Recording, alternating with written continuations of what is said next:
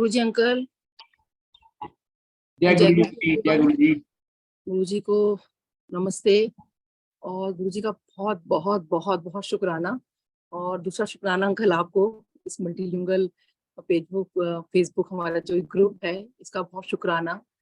अ, मतलब मेरे पास कभी वर्ड्स नहीं होते कि मैं क्या बोलूं गुरु जी, हालांकि शुक्राना वर्ड्स बहुत छोटा है, बट गुरु जी फिर भी बहुत शुक्राना आपका कि आपने हमें इतना अपने में रंग लिया है, इतना, और ऐसे ही हमें रंगते रहो ताकि हमारी लाइफ जो है बस ऐसे ही निकल जाए। एक बार अंकल ने कहा भी था कि आंटी लगता है हमारी लाइफ तो ऐसी निकल जानी है, और वाकई सच में गुरुजी बस ऐसे ही निकाल देना। यू नो, एक बिल्कुल गुरुजी फुर्सत नहीं देते हैं कि हम कुछ और भी सोच लें। तो कितना अच्छा है ना कि जैसे गुरुजी कहा भी करते थे कि निंदा चुगली नहीं करनी, और अगर हम इन्हीं सब कामों में लगे रहे, कामों में मतलब गुरुजी के सत्संग में लगे हुए हैं, कभी गुरुजी का कुछ हो रहा है, कभी कुछ हो रहा है, तो लाइफ कितनी मतलब खुशमय बन जाती है, full of energy, full of positive vibration. तो बस हमें गुरुजी का सिमरन करते रहना है। हालांकि गुरुजी ने कहा था कि गुरबाणी सुना करो, फिर सत्संग सुनो, और गुरुजी इसके बाद मतलब मौज भी करवाते थे। ये नहीं कि खाली हमें एक भजन कीर्तन में गुरुजी ने लगा दिया कि खाली तुम सिमरन ही करते रहो। गुरुजी ने हमेशा अ, हमें ये सिखाया है कि हमेशा अपना एंजॉय भी करो लाइफ में। और बड़े मंदिर में हमने सबने देखा, और मैंने तो खुद मैं वहां मौजूद हुआ करती थी कि किस तरह गुरुजी बड़े फंक्शन में इतना डांस करवाते थे, इतना डांस करवाते थे वहां पर। बस मन करता था बस वहीं बैठे रहो। और सच में बहुत बहुत शुक्राना। और देखिए अभी भी गुरुजी कितना एंजॉय करवा रहे हैं। मुझे याद है एक बार जब मैं एम्पायर स्टेट में, जब मैं नई नई गई थी, तो जब गुरबाणी शुरू हुई उसके बाद लंगर प्रसाद हुआ। तो जब लंगर प्रसाद जैसे शुरू हुआ, तो उसके थोड़ी देर के बाद कोई एक गाना था कि तूने मेरा दिल लुटिया। तो मुझे लगा, अरे ये यहाँ कैसे बज गया, लाइक शायद किसी ने गलती से लगा दिया होगा।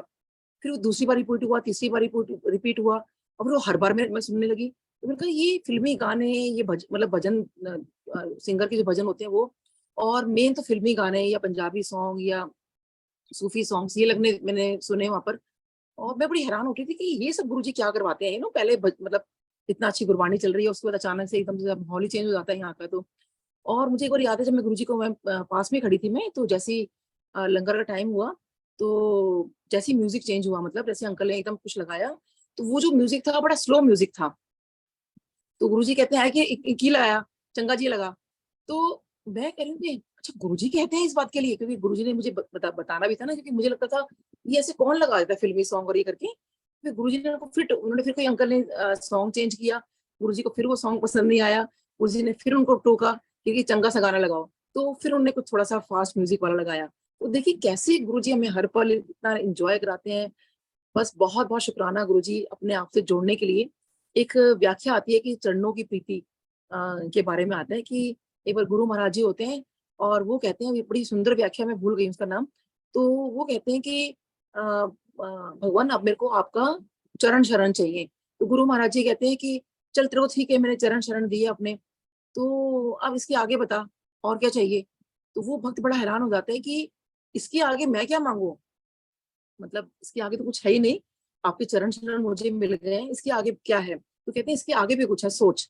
तो वो बड़ा सोचता है भक्त, उसको समझ नहीं आता कि मतलब गुरु महाराज क्या कहना चाहते हैं। तो गुरु महाराज कहते हैं कि तूने मेरे चरण शरण तो मांग लिए, तू उनसे प्रीति भी तो मांग ना।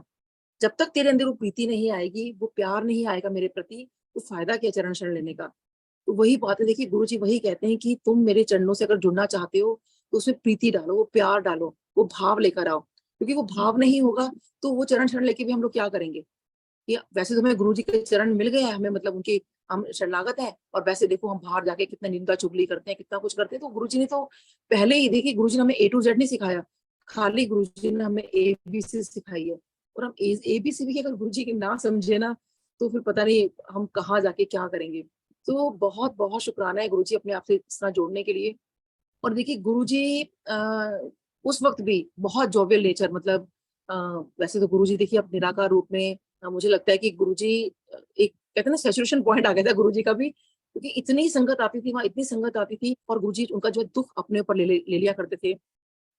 तो गुरुजी ने शायद यही इसलिए डिसाइड किया कि अ, आप चले जाना है उनको, क्योंकि अपने फिजिकल फॉर्म को छोड़कर, ताकि वो निराकार रूप में आके अपने भक्तों का ज्यादा से ज्यादा ब्लेसिंग्स दे सके उनको। और देखिए वही हो रहा है पूरे वर्ल्ड में। देख लो आप गुरु जी के कितने सत्संग हो रहे हैं, गुरु जी को कितना माना जा रहा है।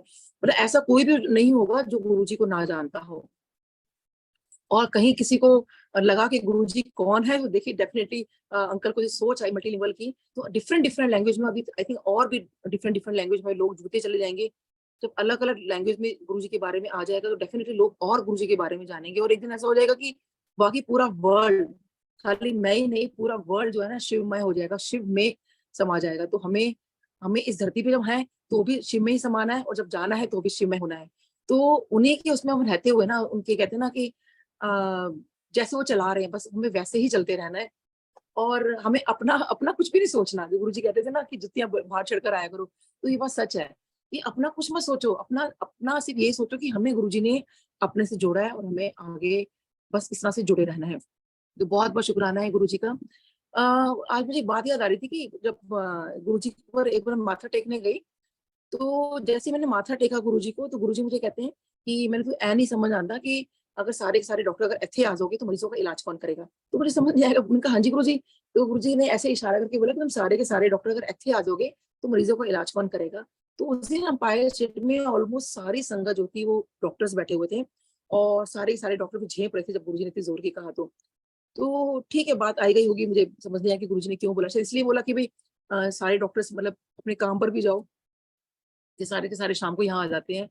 तो लिए ये बात मुझे पेंडेमिक टाइम में समझ में आई, और मैं ऐसे ही जब सत्संग शेयर करने शुरू किए तो एकदम से याद है कि गुरुजी ने एक बार मुझे भी ऐसा बोला था कि तुम सारे के सारे डॉक्टर अगर ਇੱਥੇ आ जाओगे। तो मुझे ये समझ में आया कि गुरुजी ने कहा कि भाई ਇੱਥੇ का मतलब यानी कि वो जो पूजा पाठ में लग जाओगे, क्योंकि उस टाइम तो हम सभी पूजा पाठ में लग गए थे। तो मरीजों का इलाज कौन करेगा। तो वो चीज मेरे माइंड में बड़ी क्लिक की, और फिर गुरुजी ने दिमाग में डाला कि नहीं, जितना मैं ऑनलाइन मदद कर सकती हूँ या जो भी हम जितना कर सकते हैं, तो जैसे भी गुरुजी ने कराया। तो देखिए वो गुरुजी ने कब बात बोली थी और कब मेरे माइंड में क्लिक की कि हाँ भी मुझे खाली नहीं बैठना, मुझे कहीं ना कहीं लोगों की किसी भी तरह से हेल्प करनी है। तो बहुत शुक्राना है गुरुजी कि गुरुजी कब कोई बात क्या कहते हैं, उसका कब क्या मीनिंग निकलता है, हमें कुछ नहीं पता। बस ये है कि हमें गुरुजी से जुड़े रहना है, और जो उनकी बातें हैं ना, जो भी उन्होंने बात बोली। और अब तो देखो जैसे अंकल ने मतलब ऐसे तो गुरु जी की कृपा ही है, और बहुत सारी संगत यहाँ पे मीडियम बनी। अंकल हो गए, सूद आंटी हो गए, और काफी लोग जिन्होंने ये वचन लिखे हैं। तो वचन देखिए वही है जो बेसिकली संगत को गुरुजी ने उस टाइम बोले थे। गुरुजी कभी प्रवचन नहीं करते थे, अचानक से ही कुछ बात बोल देते थे कि कुछ बोल दिया। जैसे एक बार मेरे सामने बोला था, मन चंगा ते सब चंगा, और किसी का घर छोटा होता है या बड़ा होता है इससे कोई फर्क नहीं पड़ता। तो उस दिन दिवाली की रात थी, और गुरुजी ने काफ़ी लोगों को तो भेज दिया था, लेकिन हम लोग वहीं बैठे हुए थे। फिर इतनी देर में कड़ा प्रसाद आ गया। कभी-कभी कड़ा प्रसाद आता था, तो एक प्लेट के अंदर 4 लोगों के लिए, तो हम लोग 4 लोग उसमें खाया करते थे, और फिर चाय प्रसाद भी आती थी। तो अगर गुरुजी से उस टाइम में मतलब जैसे हम लोग बैठे हुए आराम से, तब गुरुजी से कुछ पूछ लिया, तब गुरुजी ने कुछ कह दिया, तो उस वक़्त गुरुजी ने कुछ संगत उनसे पूछ रही थी, और गुरुजी बड़ा हँस रहे थे ज़ोर-ज़ोर से, और हम सब संगत वहाँ पे हँस रहे थे। तो तब बीच में गुरुजी ने, किसी ने कुछ पूछा हो, तब गुरुजी ने ये बात बोली कि मन चंगा ते सब चंगा, और किसी का घर छोटा बड़ा नहीं होता, बल्कि जिसका घर ज्यादा बड़ा होता है उसका दिल उतना ही छोटा होता है। तो देखिए मतलब कैसे गुरुजी हर किसी का आंसर करते हैं कि कोई ये ना सोचे कि मेरा घर छोटा है, मेरा घर बड़ा है, या मेरे को, अगर आप गुरु से जुड़े हुए हो ना, तो सबसे बड़ी बात वही है। तो शिव पुराण में भी देखो जैसे लिखा हुआ है कि अगर कोई बहुत ही धनी व्यक्ति है, उसके पास बहुत सामर्थ्य है, वो कितना भी अच्छी पूजा पाठ कर ले, कुछ भी कर ले, लेकिन अगर भाव नहीं है तो उसकी पूजा नहीं लगेगी। और वहीं पर एक अगर निर्धन है और वो बहुत भाव से पूजा कर रहा है, खाली फूल ही उसने रख दिया ना भगवान के आगे, तो वही उनको अर्पण हो जाता है। तो कितना सिंपल हमें देखो गुरुजी ने, इतनी सिंपल लाइफ, आई थिंक शायद कोई भगवान मतलब भगवान मुझे माफ करें, लेकिन मैं वैसे में बता रही हूँ कि गुरुजी ने जो हमें सिखाया बेसिकली, हालांकि उन्होंने कभी मना नहीं किया हमें किसी भगवान को माने या ना माने, और उन्होंने बस इतना ही कहा कि अपनी सिंपल लाइफ रखो, बहुत सिंपल रखो, सिर्फ गुरबाणी सुनो, नहीं समझ में आती तो खाली सुन लो, और उसके बाद अपना लंगर प्रसाद करो, सत्संग सुनो, और एंजॉय करो लाइफ को। और उस दिन जैसे मैं बता रही थी दिवाली वाली रात का, मुझे और भी चीज याद आ गई कि उस दिन क्या था कि मेरे को ना एक मेरे पास ड्रेस है ब्लैक और गोल्डन कलर की। तो जब मैंने वहां जाना शुरू किया था गुरुजी के यहाँ, तो मैंने देखा यहाँ पे बड़े लोग बड़े हैप बनकर आते हैं, मतलब पूरा जैसे शादी का माहौल होता है, पूरा बड़ा फेस्टिवल कोई हो रहा हो, पूरा अच्छे से ड्रेसअप होकर आते हैं।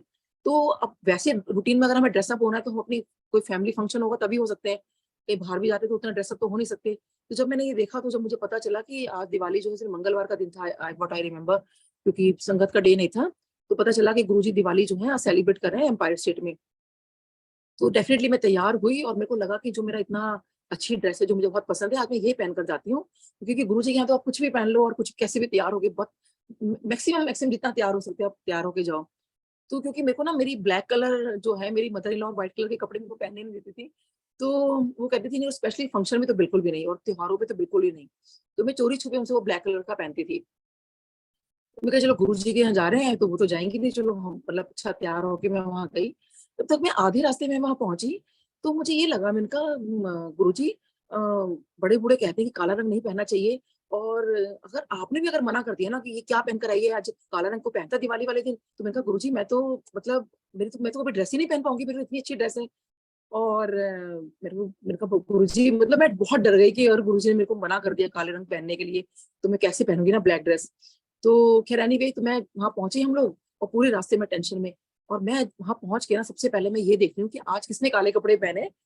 मतलब कोई संगत तो काला कपड़ा पहनकर आई होगी, तो किसी ने भी कोई काला कपड़ा नहीं पहना हुआ था, सब बड़े रंग-बिरंगे कपड़े पहनकर आए हुए थे।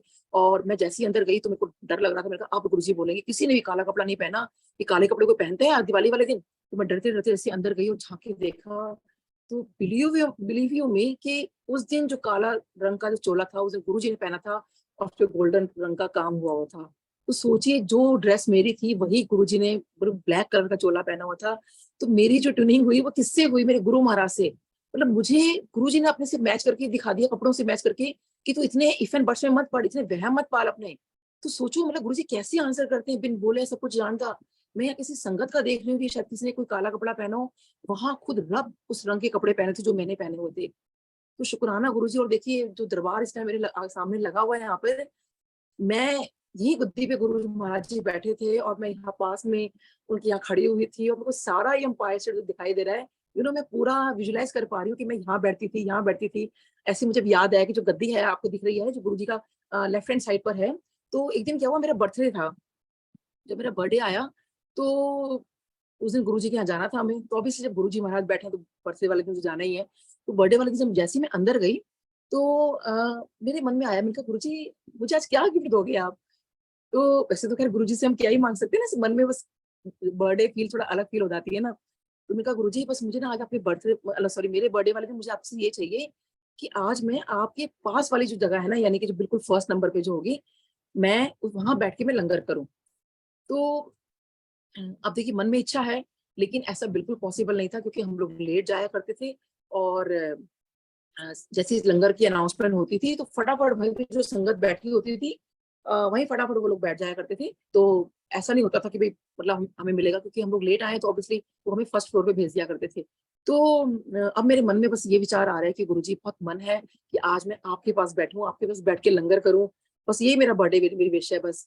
तो सोचिए कि जैसे ही मैंने गुरुजी के पास माथा टेका, और तभी अनाउंसमेंट हुई कि लंगर जो है लंगर के लिए सब रेडी हो जाओ। और जैसे ही मैंने मतलब मैं वहाँ खड़ी थी गुरुजी के लेफ्ट हैंड साइड पे, जिसे मैं देख पा रही हूँ यहाँ पर, और तो उसी वक़्त ही जो है मतलब जब मैट बिछ रहे थे, तो एकदम से वहाँ जगह खाली हो गई और मैं वहाँ खड़ी हो गई, मतलब जैसे कि हमारे लिए बिछाया गया हो, और हम लोग वहाँ बैठ गए।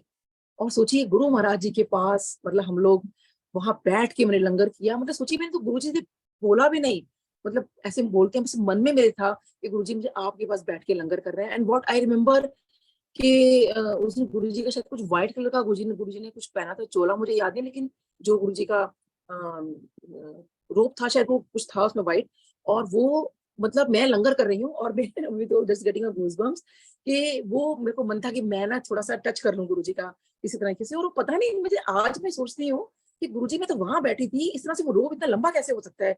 मतलब व्हाटएवर, लेकिन वो रोब मेरे तक आया और उस रोब को मैंने टच किया। तो बहुत शुकराना गुरुजी, मतलब अमेज़िंग, मतलब कैसे मैं बताऊँ गुरुजी कि कैसे कितना प्यार से आपने मुझे आप देखते जा रहे थे और मैं लंगर कर रही थी। और उससे पहले गुरुजी ने एक्चुअली मेरी सिस्टर इन लॉ भी साथ में थी, तो गुरुजी ने उसको बहुत डाँटा, "जा पीछे जाके बैठ, चल पीछे जाके बैठ।" इतनी ज़ोर की डाँटा ना, तो मुझे लगा शायद गुरुजी ने मुझे कहा है, क्योंकि मन में तो मैं बोल रही थी ना। फिर देखा कि जब वो पीछे चली गई, तो फिर गुरुजी ने हम चारों को कुछ भी नहीं कहा और हम आराम से बैठ के हम चारों ने वही लंगर किया। जबकि देखिए छोटे बच्चे वहाँ अलाउ नहीं होते थे, और फिर भी गुरुजी ने हमें वहीं पास में बिठाया। बच्चे मेरे बहुत छोटे होते थे, गुरुजी के सामने ही छोटे बच्चे से आपस में कोई उसको मुक्का मार रहा है, कोई उसको मार रहा है, वो आपस में लड़ते भी रहते थे। लेकिन सोचिए मतलब इतना, मतलब आज मैं सोचती हूँ गुरुजी का बचपन मतलब सो ब्लेस्ड एक्चुअली कि आपके सामने ये सब हरकतें करते थे, लेकिन आपने कभी उनको कुछ नहीं कहा। बहुत बहुत शुक्राना। और इसी से मुझे एक बार याद आया कि लेकिन गुरुजी ने कभी कुछ नहीं कहा, लेकिन सेवादारों ने ना हमें मना करना शुरू कर दिया था कि आंटी यहाँ बच्चे लेकर नहीं आते, तो आप बच्चे लेकर मत आया करो। तो अब बेटा बड़ा परेशान कि मम्मी मतलब हमारा तो मन ही नहीं लगेगा गुरुजी के बिना, आप गुरुजी से पूछ लो कि बच्चे ले आया करें। तो मैं ये डर गई गुरुजी से कि अगर बाई चांस गुरुजी ने अगर मना कर दिया, क्योंकि जब तक हम ला रहे हैं, गुरु महाराज जी अगर खुद मना ना करें, मतलब बोले तो अलग बात है, लेकिन अगर मैंने पूछ लिया और गुरुजी ने मना कर दिया तो बच्चों का कैसे करेंगे, इतने छोटे बच्चे हैं। तो क्योंकि बेटी मेरी उस टाइम 4 साल की थी और बेटा मेरा 9 साल का था, तो बच्चों को मैं छोड़कर कहाँ होंगी, मतलब कैसे हम मैनेज करेंगे ना फिर। तो लेकिन मैंने मैंने डर के मारे पूछा नहीं। तो गुरुजी का बर्थडे था, ये बात है 2004 की। तो 2004 में जब गुरुजी का बर्थडे आया तो गुरुजी का सिंहासन लगा था जहाँ शिव मूर्ति है बड़े मंदिर में, शिव मूर्ति के सामने गुरुजी का सिंहासन लगा था। तो जब सेवादार जब आज्ञा ले रहे थे, तो सेवादारों ने गुरुजी के आगे पूरा ऐसे चेन सी बना ली थी कि कोई गुरुजी के पास जा नहीं सकता था, पूरा मचान सा बना हुआ था। गुरुजी वहां बैठे थे, गुरुजी के पास पहुंचना बड़ा मुश्किल था। तो हम लोग ऐसे ही बस बाहर बाहर से गुरुजी का से हाथ जोड़ते जा रहे थे, हैप्पी बर्थडे बोलते हुए बस निकलते जा रहे थे। तो जैसे ही मेरी टर्न आई, मेरा बेटा मेरे पास में खड़ा हुआ था, तो मेरे को कहता है मम्मी आज गुरुजी का जन्मदिन है, आज ना आप गुरुजी से ये पूछ लो कि गुरुजी बच्चे ले आया करूं। मैं कहा तेरा दिमाग ठीक है, अगर गुरुजी ने कुछ मना बोल दिया कि तुम प्लीज गुरुजी से पूछ लो, आज गुरुजी का जन्मदिन है, गुरुजी मना नहीं करेंगे। वो हमें बर्थडे जो रिटर्न गिफ्ट होता है ना, वो ये जरूर ये देंगे। उसके मन में पूरा विश्वास कि गुरुजी मना नहीं करेंगे आपको, आप गुरुजी से पूछो। तो मैंने कहा गुरुजी के पास जाने का तो मतलब ही नहीं है, गुरुजी इतनी दूर बैठे हैं और प्लस सब सारे अंकल ऐसे मतलब खड़े हुए हैं यहाँ पे, तो मतलब ही नहीं, सेवादार यहाँ पे खड़े हुए हैं। कहते मम्मी प्लीज पूछो। तो अचानक मैंने देखा कि बेटा वहां पे है नहीं, तो मैंने कहा ये कहाँ चला गया एकदम से। तो देखा बेटा जो है मतलब एकदम से अंकल को मतलब उनका नीचे से निकल के गुरुजी के चरणों में लेटा हुआ है जाकर, गुरुजी के बर्थडे वाले दिन। और मुझे इशारा करे मम्मी जल्दी आओ ऐसे करके ना। और मैंने कहा अंकल वो मेरा बेटा ऐसे करके मैं भी एकदम गुरुजी के पास चली गई। मैंने कहा गुरुजी ये मेरा बेटा है, ये कह रहा है मैं शैतानी नहीं क्या करूंगा और बच्चों को मैं ले आया करूं। गुरुजी कहते किथे है, और मैंने कहा गुरुजी ये रहा। वो एकदम से वहां बेटा एकदम भाग गया मेरे को, मतलब वहां पे गुरुजी के पास फिर से बात करा के और वो एकदम से चला गया, थोड़ा दूर चला गया उधर से। तो वही अपना पास खड़ा हुआ था। तो गुरुजी कहते कितनी है, बड़े प्यार से गुरुजी ने कहा। मैंने कहा गुरुजी अभी वो इधर ही। तो गुरुजी मैंने कहा गुरुजी बच्चों को ले आया करूं। तो बेटा उधर से वहां खड़ा हुआ था, मतलब गुरुजी के राइट हैंड साइड पे वो खड़ा था, दूसरी साइड पर मेरे को इशारा करते मम्मी जल्दी पूछो गुरुजी से, जल्दी पूछो। तो मैंने फटाफट गुरुजी से मैंने पूछा, गुरुजी कहते हैं हाँ हाँ तो बच्चे ले आया कर। तो देखिए जब गुरुजी ने ये बात बोल दी ना, तो मैं तो बिंदास बच्चों को लेके जाती थी। वो सेवादार अंकल मना भी करते थे, तो मैं कहती थी अंकल मेरे को गुरुजी ने आज्ञा दे दी है, मैंने पूछ लिया है, तो प्लीज आप मतलब मैं तो लेकर आऊंगी। हाँ बस ये था कि गुरुजी ने जब चोला छोड़ने से आई थिंक कुछ महीनों पहले हमें मना कर दिया था कि बोला था हस्बैंड को बोला था कि डॉक्टर अब 15 दिन में एक बार और बच्चे नहीं आएंगे। तो मैं बड़ा मैंने कहा नहीं गुरुजी मुझे तो हमेशा आना है, आपने 15 दिन में क्यों बोला मेरे को, तो मेरे को तो आना है। और बच्चे कहाँ रखूंगी मैं, आपको पता है कितनी दिक्कत होती है। तो फिर गुरुजी ने हस्बैंड को बोला तो ठीक है अभी तो एक बार फिर तू आ डॉक्टर, तो एक बार तेरी वोटी आएगी। तो बस गुरुजी ने कहा नहीं। अब जब गुरुजी ने 2-3 बार मना कर दिया, तो फिर तो मतलब ही नहीं था कि गुरुजी से कुछ पूछने का। लेकिन पता नहीं था देखिए कि गुरुजी जो है हमें मतलब इनडायरेक्टली बताना चाहते हैं कि भाई अभी तो मैं को आने दे रहा हूँ, तो थोड़ा सा आदत डालो कि भाई बिना बच्चों के तुम्हें कैसे मैनेज करना है। शायद वो गुरुजी ने हमें सिखाया उस वक्त। तो 1 हफ्ते मैं जाया करती थी अंदर, जाते हम चारों थे। तो ये तीनों फिर बाहर खड़े होते थे, मैं अंदर जाती थी अगर, और फिर उसके नेक्स्ट वीक हस्बैंड अंदर जाया करते थे, फिर हम तीनों बाहर खड़े होते थे। तो इस तरह से होता था और बाहर हम लोग वॉक करते थे। और गुरुजी को विंडो से हम जितना देख लेते थे, उनकी बैग वो दिखती थी, हम लोग खाली वही देख के बस संतुष्टि कर लेते थे कि चलो गुरुजी मतलब अब आपकी जैसी आज्ञा, जो भी आपने हमें बताया मतलब आज्ञा दी है। क्योंकि वही ना कि गुरु से कभी बहस नहीं करनी चाहिए। तो और गुरुजी ने भी कहा कि जो मैंने बोल दिया सो बोल दिया, तो उसमें बहुत बड़ा कल्याण है। तो बहुत बहुत शुक्राने हैं गुरुजी का, इतना शुक्राना है। ऐसे ही एक बार जैसे मैं बर्थडे का बता रही हूँ, तो आपने देखा कि मानसून का मतलब टाइम होता है, ये बारिश बहुत ज्यादा आती है इसमें। इस बार भी किसी ने मुझे कहा कि प्रिडिक्शन थी कि 7 को बारिश आएगी, लेकिन नहीं आई। तो मुझे याद आया कि अ, उस दिन 2004 की बात है। तो जब हम लोग यहाँ से जा रहे थे अपने घर से, तो बहुत तेज बारिश का मौसम था। तो मेरे मन में ऐसे विचार आ रहा था, मैंने कहा गुरु जी आपको तो उस टाइम पता था भगवान है, लेकिन शायद वो ह्यूमन एरर है ना कि एक्सेप्ट नहीं कर पा रहे थे कि भाई एक कोई इंसानी रूप में कोई आए और को भगवान मान ले। माफी गुरु जी। तो लेकिन उस वक्त यही सोचती। तो मैंने कहा वैसे तो आप महापुरुष हो, मतलब मैंने बचपन से सुना, इतनी कहानी सब सुनती आई हूँ मैं कि जब कोई महापुरुष का कुछ अगर ऐसा होता है, वो चाहे तो बरसात रोक सकते हैं, तो क्या आज आप बरसात रोकोगे? सोचिए ये मतलब मैं तो कहूँगी मेरी मूर्खता है, जो मैं अपने गुरु महाराज से मैंने ऐसा बोल रही हूँ मैं, तो लेकिन मन में वही हम लोग नए थे उस वक़्त, तो वहाँ जा रहे हैं और फिर वहाँ पे जब हम लोग पहुँचे मंदिर में, तो बहुत ह्यूमिडिटी हो गई थी, बहुत ज़्यादा ह्यूमिडिटी हो गई थी। और उसके बाद हंसराज हंसी का प्रोग्राम था जहाँ पे आज गुरुजी की समाधि है। तो मैंने कहा गुरुजी ये तो मतलब ना प्रोग्राम सुनने में मज़ा ही नहीं आएगा, इतनी गर्मी हो गई है यहाँ पर तो, अगर ठंडी-ठंडी हवा चलने लग जाए ना थोड़ा-सा भी, उनका मज़ा आ जाएगा प्रोग्राम देखने का। सोचिए मैं ऐसी बात कर रही मतलब मन में सोच रही हूँ। आप यकीन मानिए कि वाक़ई ठंडी-ठंडी हवा चलनी शुरू हो गई। तो मेरे को एकदम से लगा मैंने कहा अरे! बारिश का मौसम है, ये तो सब कुछ ओपन में हो रहा है, प्रोग्राम भी ओपन में है, गुरुजी ओपन में बैठे हुए हैं, संगत सारी ओपन में बैठी हुई है। अगर बारिश हो गई तो बड़ा हॉल तो इतना बड़ा बड़ा काफ़ी बड़ा हॉल है, लेकिन जितनी संगत थी वहाँ पर, वो तो बड़े हॉल में आएगी नहीं। तो और ये प्रोग्राम का जो सारा होगा ये भी सारा मज़ा खराब हो जाएगा। मैं ऐसे सोच रही हूँ, तो क्या वाक़ई गुरुजी आज आप बरसात रोक दोगे क्या? तो ख़ैर एनीवे ये मैंने बात बोली और फिर प्रोग्राम स्टार्ट हो गया। तो हंसराज हंसी ने बड़ी एक अच्छी लाइन बोली थी कि वो पीर ही क्या जिसको पीड़ का पता ना हो। तो गुरुजी की तरफ करके बोल रहे थे कि वो पीर ही क्या यानी कि पीर बाबा और पीड़ का मतलब पीड़ा, आपकी दुःख तकलीफ का मतलब पता ही ना हो उनको, कि जब भी आप माथा टेकते हो तो उनको आपकी हर दुःख तकलीफ का मतलब आपको सब कुछ उनको पता होता है। तो ख़ैर एनीवे उनमें फिर हम लोग मस्त हो गए, फिर वो काफ़ी डांस हुआ वहाँ पे, सब कुछ हुआ और उसके बाद हम लोग जब आज्ञा लेके जब घर आए, तो जैसे हम थोड़ा-सा आगे आए तो देखा बहुत तेज़ बारिश हो रही थी, बहुत तेज़। तो बाद में पता चला कि उस पूरे एरिया में जब तक गुरुजी महाराज का बर्थडे मना है, बारिश नहीं हुई उस दिन। उससे पहले ज़रूर हुई थी लेकिन जब गुरुजी आगे बैठ गए, उसके बाद वो हवा भी बहुत चलने लगी और बहुत ही प्यारा मौसम हो गया था। गुरुजी ने बहुत हमें एन्जॉय कराया। तो बहुत-बहुत शुकराना है देखिए वो तो रब है ना, वो चाहे तो कुछ भी कर सकते हैं।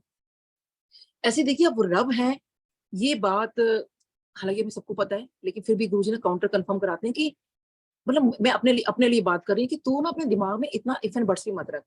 वो हुआ क्या कि एक बार मेरे एक पेशेंट है, तो वो आए, उनको किसी ने भेजा था और वो बहुत हाई प्रोफाइल की पेशेंट है, कोई रेलवे के अंदर बहुत हाई प्रोफाइल पे। तो मेरी एक पेशेंट है जॉइंट सेक्रेटरी, अब तो एडिशनल सेक्रेटरी हो गई, अब रिटायर्ड हो गई हैं। उन्होंने उनके भेजा और वो कहती हैं नहीं उन्होंने भेजा तो वो जो अंकल हैं वो आए, तो जैसे ही उन्होंने गुरुजी का स्वरूप देखा मेरी क्लिनिक पर, तो कहते हैं जय गुरुजी। तो मैंने कहा जय गुरुजी। तो डॉक्टर साहब आप गुरुजी के पास जाते हैं? तो मैंने कहा आप भी? क्योंकि उनको देखकर ये लगता था कि वो मतलब ऐसे इंसान है बड़े अक्खड़ टाइप के कि वो कभी गुरुजी पे विश्वास कर ही गुरुजी पे तो क्या वो एकदम नास्तिक लगते हैं मतलब शक्ल देखने में कि वो तो मतलब किसी पे भी विश्वास नहीं करते होंगे। तो मुझे बड़ी हैरानी हुई कि इनके जैसा इंसान एक गुरुजी पे कैसे विश्वास कर रहा है। तो मेरे को कहते हैं कि गुरुजी मैं डॉक्टर साहब मैं तो गुरुजी के पास 96-97 से जा रहा हूँ। तो मैं तो समझ रही हूँ, मैं तो नई संगत हो गई, वो मेरे लिए इतनी पुरानी संगत। मैंने कहा क्या बात कर रहे हो? इतनी पुरानी आप जाते हो? तो मुझे गुरुजी के बारे में कुछ बताओ। तो मेरे को एकदम से कहते हैं डॉक्टर साहब एक बात बताओ गुरुजी को समझते क्या हो? तो मैंने कहा नहीं गुरुजी मतलब महापुरुष हैं, मैं मानती हूँ भगवान है लेकिन कहते नहीं भगवान मतलब समझते हो मतलब क्या समझते हो उनको आप? तो मैंने कहा हाँ जी मतलब तो क्योंकि मतलब वो मुझे बताने की कोशिश कर रहे थे क्योंकि अब ऑब्वियसली मैं नई संगत हो गई ना, तो वो मुझे बता रहे हैं कि गुरुजी हैं क्या? गुरु महाराज हैं क्या? कहते हैं डॉक्टर साहब आपको पता है गुरु महाराज भगवान हैं। तो मैं बड़ी हैरान कि जिसको मैं नास्तिक समझ रही हूँ, वो गुरुजी को कह रहे हैं कि वो भगवान हैं। तो ऑब्वियसली मैंने कहा कैसे? तो कहते हैं एक बार क्या हुआ उनके कोई फ्रेंड है, पता नहीं आईपीएस ऑफिसर थे या कोई जज हैं, मेरे को याद नहीं है। तो कहते हैं एक बार क्या हुआ कि रात के 12 बजे एम्पायर स्टेट में उन्होंने गुरुजी ने उनको बोला कि चल तू मेरे को ना जो प्रेसिडेंट हाउस है, उसके बाहर जो पार्क है वहाँ लेके चल। अब देखिए गुरु महाराज की आज्ञा है, रात के 12 बजे वो एम्पायर स्टेट से चलते हैं, प्रेसिडेंट हाउस के सामने आते हैं, वहाँ जो बेंच लगा हुआ था, वहाँ गुरुजी जाके बैठ जाते हैं। और गुरुजी उनको बोलते हैं उनके फ्रेंड को कि चल तू मेरे सॉक्स उतार। तो जब उन्होंने उनके सॉक्स उतारे तो गुरुजी कहते हैं चल मेरे चरणों के नीचे देख।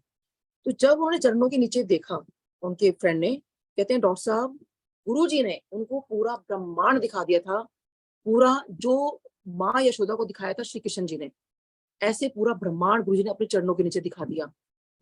तो कहते हैं आप सोच सकते हो कहते हैं उसके बाद जब जैसे उन्होंने दर्शन किए उस ब्रह्मांड के और कहते हैं गुरुजी ने एकदम से कहा, "अब तू पीछे मुड़ जा, अब वापस मुड़ के मत देखना यहाँ पर, तू चला जा यहाँ से।" अब वो अंकल बड़े हैरान हो गए कि मैं गुरुजी को इतनी आधी रात को लेकर आया हूँ और गुरुजी अकेले यहाँ बैठे हुए हैं, है ना? पार्क के अंदर और गुरुजी वापस कैसे जाएँगे? तो वो कहते हैं कि उनके मन में आ रहा है, वो फिर दोबारा मुड़ने के लिए तुमसे कुछ कहने लगते हैं। गुरुजी कहते हैं, मैं तेने बोला ना पीछे ना मुड़ी, इथों जा। तो गुरुजी ने साफ मना कर दिया कि पीछे मुड़ने की जरूरत नहीं है, अब तो यहाँ से चला जा। अब क्योंकि गुरु महाराज की आज्ञा है, वो पीछे नहीं मुड़कर देखा और उसके बाद वो वहां से चले गए। अब वो बड़े परेशान हो रहे हैं, कार में बैठे अपने घर जा रहे हैं कि मैं गुरु महाराज को लेकर आया हूँ, आधी रात को गुरुजी वापस कैसे जाएंगे। पूरा मतलब अपने दिमाग में उनके बहुत स्ट्रेस भी और बहुत दिमाग में वो सब चीजें। तो फिर उन्होंने कहा मैं पता लगाता हूँ कि गुरुजी कैसे आए। तो उन्होंने वहां पे पता लगाया अंपायर स्टेट में कि गुरुजी रात को वापस कैसे आए। तो वहां से सेवादार से अंकल से पता चला, कहते हैं अंकल गुरुजी तो यहाँ से गए नहीं, वापस कहाँ वापस आना था।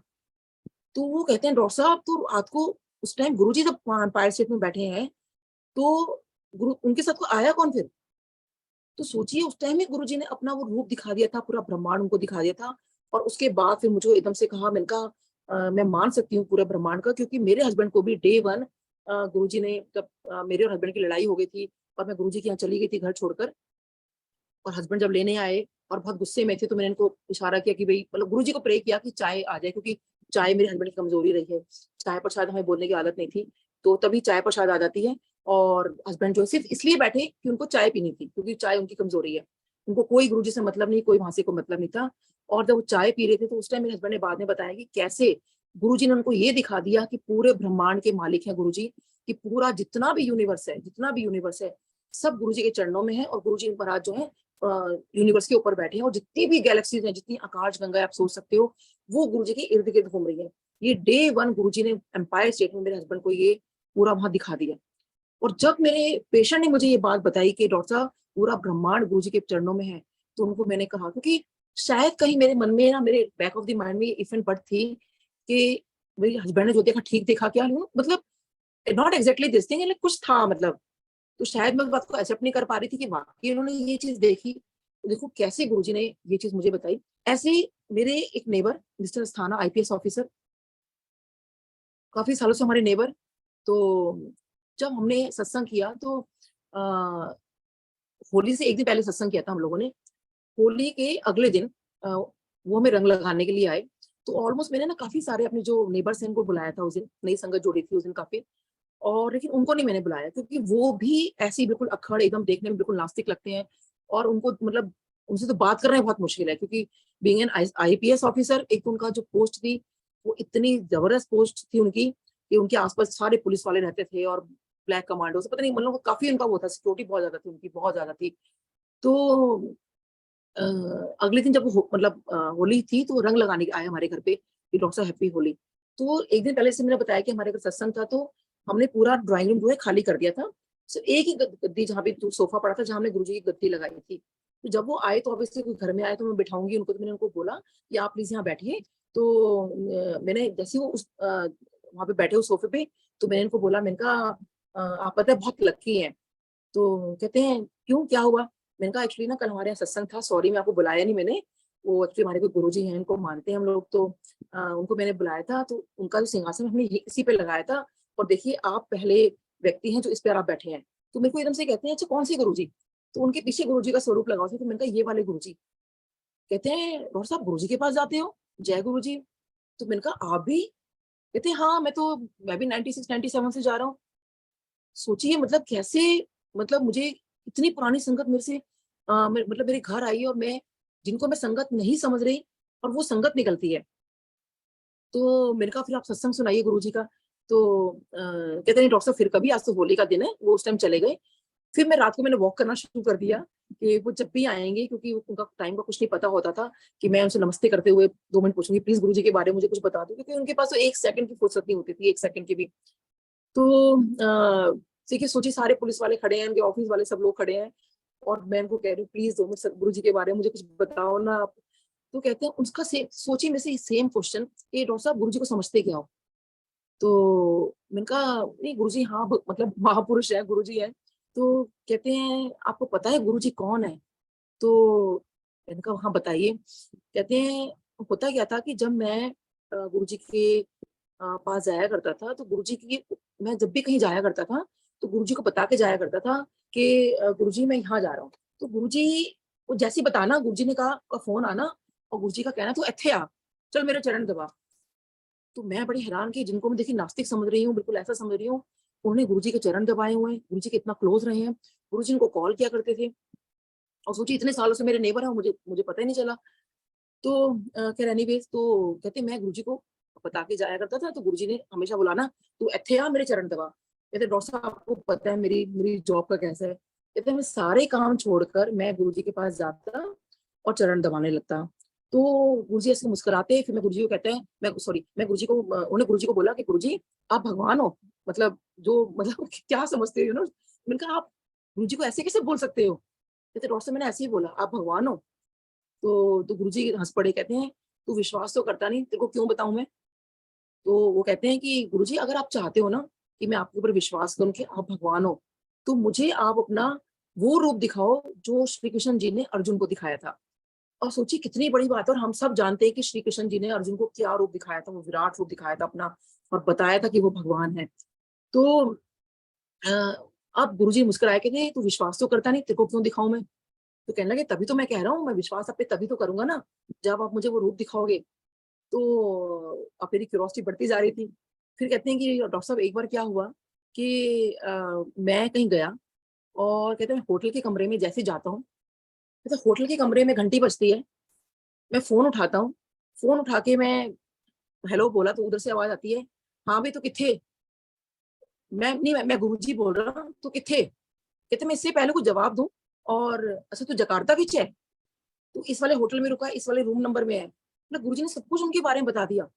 और कहते हैं डॉक्टर साहब मैं जकार्ता, मतलब मेरे घर वालों को नहीं पता था, मेरे ऑफिस वालों को नहीं पता था, ये हमारे गवर्नमेंट ऑफ इंडिया की बहुत ही हाईली कॉन्फिडेंशियल एक मीटिंग थी जो मैं किसी को बता के नहीं गया। और गुरुजी को मैंने इसलिए नहीं बताया कि अगर गुरुजी ने मुझे ये कह दिया कि तू इत्थे आ, तो मुझे गुरुजी के पास जाना पड़ेगा, और मेरा ये सारा हो सकता है प्रोग्राम मिस हो जाए, तो मैं मतलब मैं उस पर रिस्क नहीं ले सकता था, मुझे वो निकलना ही था। तो मैं गुरुजी को बिना बताए निकला, और सोचिए कमरे में घुसते के साथ ही पहला फोन उनको ये आता है कि मैं गुरुजी बोल रहा, और तू मतलब जकार्ता बीच है, कि तू मैंने दसिया नहीं।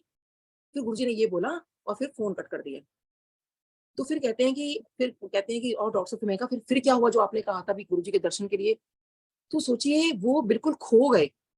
वहां पे उनके पूरे पुलिस वाले खड़े हैं गली के अंदर, और पूरे मतलब मैं भी, सब खड़े हुए हैं, और वो बिल्कुल खो गए, और इनफेक्ट मैं भी खो गई और बिल्कुल डूब गए वो एकदम से। मतलब वाकई जो कहते हैं ना एक भक्त कैसे अपने भगवान में लीन हो जाता है, वो लीन हो गए एकदम से। कहते डॉक्टर साहब मैं कुछ बता नहीं पाऊंगा, मैं आपको, मेरे पास शब्द नहीं है, बस मैं आपको इतना ही बता सकता हूँ कि गुरुजी जो है भगवान है। तो सोचिए इसका मतलब यही हुआ कि उनको वो गुरुजी ने दर्शन दिए। कहते मैं वर्णन ही नहीं कर सकता, और वाकई ये बात सच है कि हम गुरुजी का वर्णन कर ही नहीं सकते, भगवान महाशिव का। जब ब्रह्मा जी विष्णु जी नहीं कर पाए तो हम क्या चीज है। तो इन दोनों के सत्संग एक्चुअली मैंने इन लोगों से बहुत रिक्वेस्ट की कि आप सत्संग आके मतलब सुनाओ, लेकिन उन्होंने मना कर दिया कि हम कभी भी सत्संग नहीं सुनाएंगे। तो इन लोगों से भी मैंने आज्ञा ली कि मैं आपके सत्संग शेयर कर दिया करूं। कहते हैं हाँ आप बेशक बता देना, इसलिए मैं ये सब शेयर कर रही हूँ। और जैसे मैंने वो पहले वाले अपने पेशेंट का बताया दीपक जी का, उनका भी मेरे को एक और थोड़ा सा याद आ गया। कहते हैं कि मैं तो डॉक्टर साहब बहुत अक्खड़ हूँ, मैं तो इन चीजों में बिलीव नहीं करता था। कहते हैं मेरे बॉस हैं तो वो मुझे कहते थे कि मेरे गुरुजी हैं तो चलो गुरुजी के पास तेरे को मिलवा के लेकर आता हूँ। तो कहते हैं मैं इन गुरु में मैं नहीं मानता है, तो मैंने मना किया कि मैं नहीं जाऊंगा। कहते हैं मेरे बॉस मुझे बार बार बोले, कहते हैं मैं सिर्फ इसलिए उनके पास गया गुरुजी के पास कि मेरे बॉस बार बार बोल रहे हैं सरकारी नौकरी है, तो कहीं होता है ना कि हमारा कुछ गड़बड़ ना कर दें, कि चल मैं अगर मेरे बॉस ने बोला तो मैं गुरुजी के दर्शन करके आ जाता हूँ। तो क्योंकि उनको मैं एक बार ये बता रही थी, जब जब हम दोनों में सब सत्संग की बातें शुरू हो गई, तो मैंने इनको बता रही थी कि एक बार ना गुरुजी ने मेरा नाम लिया था। तो गुरुजी मेरा हमेशा नाम पूछते थे, और एक बार जब गुरुजी ने अपना मतलब मेरे अपने मुंह से मेरा नाम लिया, तो मैं बिल्कुल मतलब पागल सी हो गई थी, मतलब वो हैंगओवर मुझे आज भी है कि गुरुजी ने अपने मुंह से मेरा खुद नाम लिया। मैं अभी शेयर करती हूँ वो। तो कहते हैं डॉक्टर साहब आपको तो नाम पूछ भी लिया था। कहते हैं मेरे को तो नाम भी नहीं पूछा। कहते हैं पायर सेट में पूरी संगत लगी हुई थी। तो कहते हैं मैं बीचों बीच में बैठा था, तो मेरे को गुरुजी कहते हैं दीपक कुमार अच्छे आ, और कुछ शादी का शायद कुछ कार्ड दिया था उनको। और कहते हैं मैं मन में सोच रहा हूँ कि गुरुजी को नाम किसने बताया मेरा।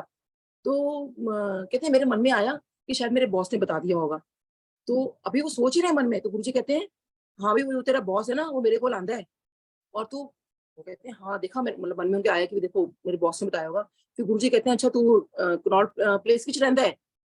तो फिर उनके मन में विचार आया कि ये भी गुरुजी ने मेरे बॉस ने बता दिया होगा गुरुजी को। तो फिर गुरुजी ने कहा कि अच्छा तू सेकंड फ्लोर पे रहता है। अब वो कहते हैं कि डॉक्टर साहब जब उन्होंने सेकंड फ्लोर फ्लोर बोला, और मैं वाकई सेकंड फ्लोर फ्लोर पे रहता हूँ।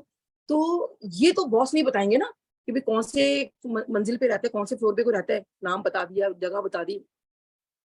तो तब फिर उन्होंने बाकी वो अपने फ्रेंड का भी कंटिन्यू किया, और ऑब्वियसली उनके भी अपने बहुत सत्संग है उनके भी। तो फिर कैसे वो गुरु जी से जुड़े और किस तरह से मतलब उनकी लाइफ में कितने सब चेंजेस आने शुरू हो गए। और आज, उस टाइम वो इतना मानते नहीं थे उस टाइम तो, लेकिन आज उनकी वाइफ, अभी पीछे जब हम मैरिज में मिले किसी में, तो कहते हैं कि डॉक्टर साहब वाकई हम लोगों ने बहुत रिग्रेट किया कि हम गुरु जी को पूरी तरह से पहचान नहीं पाए। और ये बात तो सच में वाकई सच है कि हम जो है ना गुरु जी को मतलब सामने देखकर भगवान नहीं माना। और मैं तो कहती हूँ कि नई संगत जो है वाकई, ये तो मुझे लगता है बहुत ज्यादा ब्लेस्ड है, क्योंकि देखिए आप सबने तो बिना देखे उनको भगवान मान लिया, और हम लोगों ने तो देख के भी भगवान नहीं माना।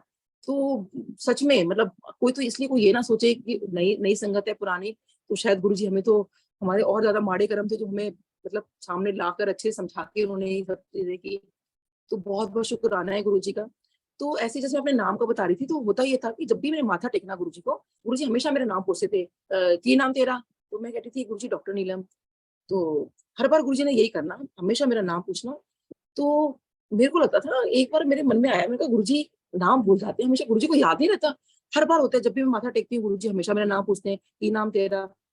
तो उस दिन भी मेरे मन में ये विचार था, मैंने कहा बस अभी मैं माथा टेकने लगी थी और मेरे मन में आ रहा था, मैंने कहा गुरुजी मेरे से ना फिर पूछेंगे की नाम तेरा, मन में सोच रहे हो ऐसा। और जैसे मैंने माथा टेका तो एकदम आवाज आती है, हो नीलम आंटी।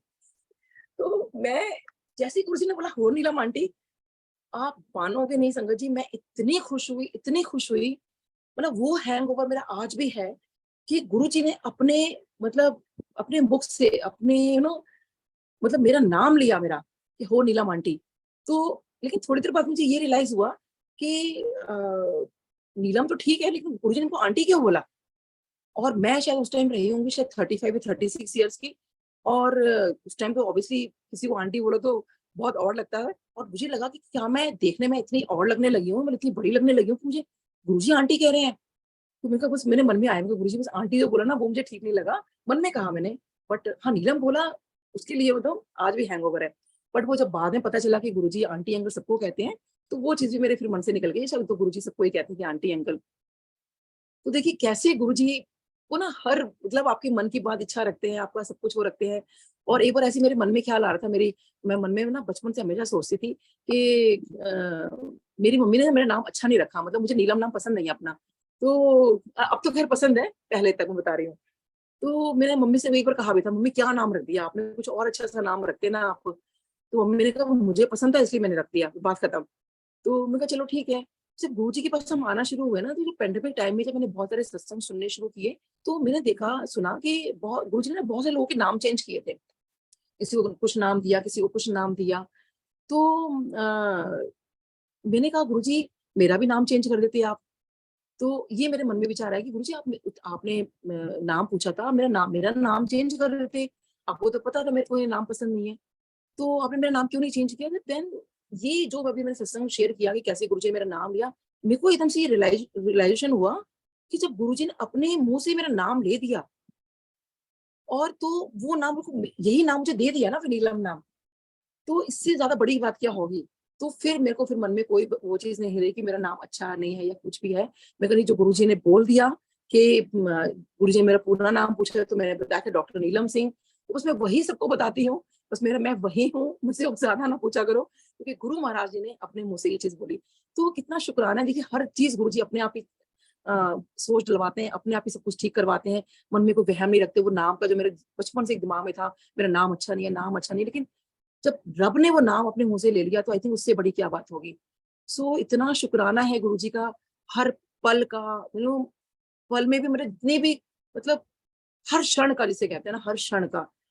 तो गुरु जी मैं क्या बोलूं आपके बारे में, मतलब गुरु जी को जब हम कर देखते थे ना उस वक्त, तो क्योंकि आज पूरा एम्पायर स्टेट से मेरे सामने, मतलब मैं देख पा रही हूँ यहाँ पर सब कुछ, मुझे ऐसा लग रहा है जैसे मैं पूरा वो विजुअलाइज कर पा रही हूँ एम्पायर स्टेट का, कि गुरुजी इतने प्यार से मुस्कुरा रहे होते थे, इतने प्यार से लाइक कभी किसी को ऐसे करते थे, कभी बुलाते थे, किसी को नमस्ते, ऐसे ऐसे गुरुजी हमेशा ऐसे नमस्ते करते रहते थे। तो सोचिए एक इससे में कितना बड़ा मैसेज मिलता है कि जब रब आपको इस तरह से मतलब एक मान दे रहे हैं, और हम देखिए कई बार कोई हमें नमस्ते कर रहा होता है, कुछ कर रहा होता है, तो हम सिर हिला देते हैं, कुछ कर देते हैं।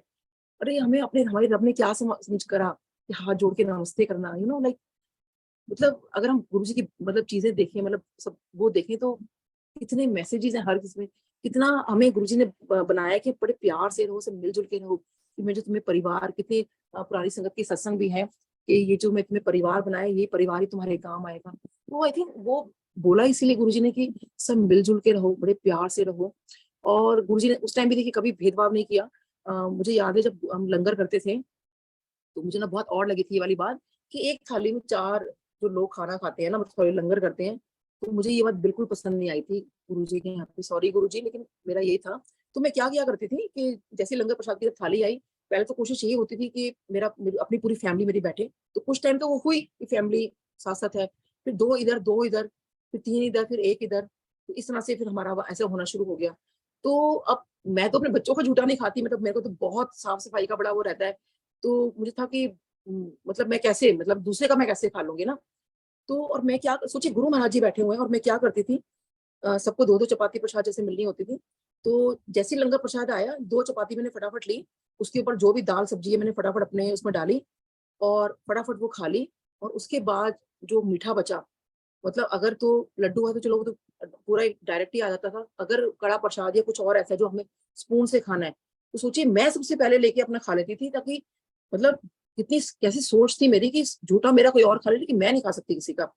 और ये काफी टाइम तक ये सब चीजें चलती रही और फटाफट उठ के मैं चले जाया करती थी वहां से।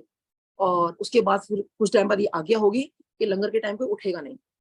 तो शायद वो गुरुजी सबको सीख देना चाहते थे, लेकिन ये शायद मतलब गलती मैंने बहुत बार की ये वाली, मैं ऐसे उठ के चली जाया करती थी और नहीं पता था मतलब इन सब चीजों के बारे में। और आज देखिए मेरी ये कंडीशन है कि अब तो खैर पेंडेमिक की वजह से सबको अलग अलग मिलने लगा है, लेकिन उसके बाद मेरे सामने कौन बैठा है मुझे इस बात से कोई मतलब नहीं। मुझे सिर्फ अब जो है गुरु जी का लंगर प्रसाद सामने नजर आता है कि मेरे गुरु जी का लंगर प्रसाद है और जो मेरे हिस्से का है मुझे वो खाना है। और हमें अपना जो लंगर प्रसाद है वो पूरा फिनिश करना चाहिए, इतना सा भी नहीं छोड़ना चाहिए। पता नहीं कौन से कण में कहाँ हमें ब्लेसिंग्स हैं। तो बहुत शुक्राना है गुरु जी का। और ऐसे ही गुरु जी ने मुझे बहुत सारे वहमों से दूर किया। एक बार नवरात्रि चल रहे थे तो मेरे मन में था मैं गुरुजी से आज पूछूंगी गुरुजी प्याज खा लिया करें। तो उस दिन शायद सप्तमी या अष्टमी थी। तो मैं गुरुजी के लेफ्ट हैंड साइड पे हम लोग बैठे थे, लंगर आया और तो मैं वेट कर रही थी बस, क्योंकि लंगर प्रसाद जब हम कर लिया करते थे उसके बाद फिर गुरुजी से अगर कुछ पूछना होता था तो पूछा करते थे। तो लंगर प्रसाद जैसी लंगर प्रसाद आता है, सोचिए अभी मैं सोच रही हूँ कि गुरुजी से आज मैं पूछूंगी प्याज के बारे में। तो सोचिए पहली बार हुआ ना, उससे पहले हुआ ना उसके बाद में हुआ। पहली बार हुआ कि वो भी नवरात्रों के टाइम में कि लंगर प्रसाद की जब थाली आती है तो उसके अंदर गोल कटे हुए प्याज थे, पहली बार। और तो सोचिए कहते हैं ना बिन बोले सब कुछ जानता। तो मेरे बिना पूछे ही उन्होंने बता दिया कि तू प्याज खा लिया कर। जब लंगर प्रसाद उन्होंने प्रसाद बना के रख दिया प्याज को, तो कोई हमें वहम में नहीं रखा। और मैंने जब गुरु जी की तरफ देखा तो जो गुरु जी मेरी तरफ मतलब स्माइल कर रहे थे, तो कितने प्यार से उन्होंने आंसर कर दिया कि तेरे को आंसर मिल गया अपना। तो देखिए सच में गुरु जी सब कुछ जानते हैं, हम उनसे क्या मांगे। मतलब वैसे तो गुरुजी ने कहा है कि मुझसे मांगने की जरूरत ही नहीं है, क्योंकि वही है कि हम एक समुद्र के आगे चम्मच लेके खड़े हुए हैं कि हमें तो वही बहुत है। लेकिन वो तो समुद्र में इतनी इतनी अथाह ब्लेसिंग्स है उनकी, हमें तो वो ब्लेसिंग देने को तैयार बैठे और हम एक चम्मच या मैक्सिमम एक बाल्टी भर लेंगे। चलो हम बाल्टी भर लेंगे, मैक्सिमम 2 बाल्टी भर लेंगे, हमारे हाथ में कितनी बाल्टी आ जाएंगी, 2 ही आएंगी मैक्सिमम। वो तो बहुत कुछ देने के लिए बैठे हुए हैं। इसलिए गुरुजी हमेशा कहते थे कि मेरे से मांगो मत, मेरे को मानो। क्योंकि जब आप उनको मानोगे तो उनको पता है ना आपके लिए आपको क्या देना है। वो तो हमारा वो कल्प वृक्ष है। लाइट ऑफ डिग्निटी में भी एक जगह आती है, जीतू अंकल ने ये लिखा था कि वो तो वो कल्प वृक्ष है कि कहते हैं कल्प वृक्ष क्या होता है, कल्प वृक्ष वो है जब जिसके सामने जो प्रार्थना करो आपको उसी वक्त वो प्रकट हो जाती है।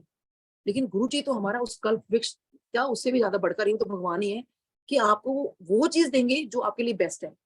अगर नहीं है तो उनके वहां से वो चीज नहीं आएगी, वो आपके लिए बेस्ट है, वो डेफिनेटली आपको मिल जाएगी। लेकिन वो गुरुजी आपको पूरा काउंटर कंफर्म करेंगे कि ये वाकई गुरुजी की तरफ से। क्योंकि कई बार हमें क्या लगता है ना, मन में हमारे सोच आ जाती है, ऐसे थॉट आ जाते हैं कि अरे ये तो मैंने मांगा था, मेरे को तो ऐसा मिल गया, शायद ये गुरुजी की मर्जी थी, ये गुरुजी का ऐसा था। नहीं, वो गुरुजी हर तरह से आपको 2-3 बार से काउंटर कंफर्म करेंगे। जैसे मुझे काउंटर कंफर्म किया कि भाई भगवान वो गुरुजी क्या है, वो भगवान है। हस्बैंड को पहले दिन ये दिखाया, मेरे नेबर को ये चीज मेरे से कलवाई, मेरे पेशेंट से ये चीज कलवाई कि वो रब हैं। और उन्हें वो सत्संग शेयर किए जो डेफिनेटली हम कभी वो मेरे को ना सुनाते तो आज भी मैं नहीं सुना पाती। तो देखिए कितना गुरुजी, और मेरे को ही नहीं, आई थिंक अगर आप ओल्ड संगत के सत्संग सुनो तो कहीं ना कहीं गुरुजी ने कितनी बार ये चीज बताई है कि वो भगवान है। ऐसे ही जो मैंने बताया कि गुरुजी यहाँ भी थे और वहां भी थे, ऐसे क्या हुआ, उस दिन मुझे याद है शायद 11 जुलाई जैसे अभी गई है, तो 11 जुलाई को गुरु पूर्णिमा थी और उस दिन हम लोग बड़े मंदिर गए। ऑब्वियसली हम हमेशा बड़े फंक्शन में जाया करते थे। तो उसके बाद जो पूर्णिमा हो गई, उसके बाद अंपायर स्टेट में जब हम लोग दर्शनों के लिए गए, आई थिंक एक हफ्ते के बाद शायद गए होंगे, जो भी नेक्स्ट हमारे जाने का था। तो उस दिन बहुत ज्यादा रश था अंपायर स्टेट में। तो जब कभी रश होता था तो संगत को बाहर कहते थे कि आप अभी गली में बाहर वेट करो, तो जब लंगर प्रसाद का टर्न आएगी तो फिर आप अंदर आना। तो हम लोग बाहर चले जाया करते थे, बहुत रश था उस दिन। तो उस दिन एक्चुअली पंजाब से संगत आई हुई थी। तो ये क्योंकि मेरे अपने सामने की बात है, मैंने अपने खुद कानों से सुना। तो वहां पे कुछ पंजाब की संगत खड़ी हुई थी और वो कहती है कि इस बार जब गुरु पूर्णिमा पे गुरुजी आए तो कितना सारा कड़ा प्रसाद दिया, कितने अच्छे लग रहे थे ना गुरुजी। कुछ वो ऐसे कुछ बात कर रहे थे, तो मेरे मन में आया, मैंने कहा गुरुजी अच्छा, मतलब आप रात को बड़े मंदिर से पंजाब चले गए। मैंने कहा गुरुजी आप कितने अच्छे हो, मतलब पहले यहाँ की संगत को आपने ब्लेस किया दिल्ली में, फिर रातों रात आप वहां पे चले गए, मतलब मे बी अर्ली मॉर्निंग पहुंच गए होंगे, वट एवर जो भी टाइम था, क्योंकि आधी रात से ज्यादा तो हमें वही टाइम हो गया था बड़े मंदिर में। और हम कोशिश करते थे कि जितना लेट से लेट निकले वहां पर, जब तक गुरुजी बिल्कुल एक आज्ञा नहीं होती थी ना कि अब निकलो यहाँ से, तब तक हम निकलते नहीं थे। तो मैंने कहा अच्छा, फिर गुरुजी ना काफी लेट पंजाब गए होंगे, उसके बाद शायद वहां पे फिर फंक्शन जो उन्होंने रखा होगा, तो गुरु जी को वहां भी मतलब इनविटेशन वहां भी होगा, तो गुरु जी वहां चले होंगे, ये मैं सोच रही हूँ और उनकी बातें मैं सुन रही हूँ। तो ठीक है, मैं कहा चले गए होंगे, कोई बात नहीं। बट बाद में मुझे पता चला कि गुरु जी तो कहीं गए नहीं थे, वो तो दिल्ली में थे। क्योंकि जब पुरानी संगत मैंने किसी का मैंने सुना कि जो हमसे भी जो लेट आए थे, तो उनका मैंने सुना कि अरे हम तो सुबह इतने बजे पहुंचे, इतने बजे पहुंचे, तो गुरुजी महाराज जी तो मतलब कुछ कुछ बता रहे थे। उनका गुरुजी वहां थे, पंजाब कब गए? कहते पंजाब तो वो गए नहीं उस दिन। अब क्योंकि देखिए मैंने अपने खुद कानों से सुना है, डेफिनेटली गुरुजी ने वहां भी उस दिन दर्शन दिए। और आई थिंक आपने कितनी पुरानी संगत के अगर सत्संग सुने होंगे तो वो यही कहते हैं कि गुरुजी ने बहुत जगह दर्शन दिए, और देखिए अभी भी देते हैं। ऐसा नहीं कि गुरुजी अब नहीं दर्शन दे रहे, अभी भी गुरुजी दे रहे हैं। तो कितना शुक्राना है गुरुजी का। और देखिए गुरुजी कितना मतलब प्यार इतना देते हैं ना, मतलब अभी भी ऐसा लगता है बस गुरुजी मतलब उमड़ के आते हैं वो प्यार, जो अनकंडीशनल लव है ना, वो जो फील होता है गुरुजी के लिए। और बस वही प्यार हमें बनाए रखना है। और मतलब गुरुजी, I am really short of words, मतलब इतना कुछ है बोलने को, इतना कुछ है बोलने को, लगता है गुरुजी बस बोलती जाऊं, लेकिन मुझे लगता है हमें उतना ही बोलना चाहिए जितना कि संगत एब्जॉर्ब कर ले। तो बहुत बहुत शुक्राना है। और टाइम भी, अभी टाइम है अंकल लाइक, आंटी अभी तो आपने शुरू किया है, so please please carry on. अच्छा। तो उसके बाद मैं बताती हूँ, फिर गुरुजी ने देखिए, अब हम जब गुरुजी के पास जाया करते थे ना, तो मेरी जैसे हम लोधी रोड रहते हैं, तो साईं बाबा मंदिर मेरे घर के बिल्कुल पास में है। तो जब हम लोधी रोड शिफ्ट हुए थे, मैं बड़ी खुश हुई कि चलो बाबा का मंदिर पास में ही है, तो मैं रोज जाया करूंगी यहाँ पर। तो रोज मैंने जाना शुरू कर दिया। और अब गुरुजी के जब हम जाया करते थे, तो ऑब्वियसली साईं बाबा मंदिर को क्रॉस करके निकलना है हमें। तो मैं हस्बैंड को कहती थी कि मैं 2 मिनट दर्शन करके आ रही हूँ। तो हस्बैंड ने कहा कि नीलम गुरुजी ने इतना कुछ दिखा दिया है, कि उनको तो पहले दिन एहसास करा दिया था ना कि वो तो ब्रह्मांड के मालिक हैं। तो कहते हैं कि नीलम वो एक ही लाइट है, एक ही चीज है दोनों, मतलब वो साक्षात वहां बैठे हैं तो मंदिर जा रही है साईं बाबा की। तो मैंने कहा नहीं भाई, जो साईं बाबा है, साईं मतलब गुरु जी है, साईं बाबा है, यानी कि साईं बाबा तो भगवान है, मतलब मुझे तो साईं बाबा के मंदिर जाना है। ठीक है गुरु जी मुझे माफ करें, लेकिन मैंने उस टाइम यही बोला और यही मेरी सोच थी। और उसके बाद मैं साईं बाबा मंदिर अगर दर्शन करने गई, तो मन में ये आ रहा था, मैंने कहा, हस्बैंड ने बोला कि भाई अ, एक ही लाइट है। तो मैंने कहा साईं बाबा आप सच में लाइक जो आप हो वो गुरुजी हो, मतलब लाइक उनके रूप में, लाइक भगवान के रूप में। सोचिए ऐसे इफ एंड बट्स आ रहे हैं दिमाग में। तो मैंने कहा अच्छा, मैं आपको ना तब मान लूंगी अगर गुरुजी वाकई मतलब आपके इक्वलेंट है।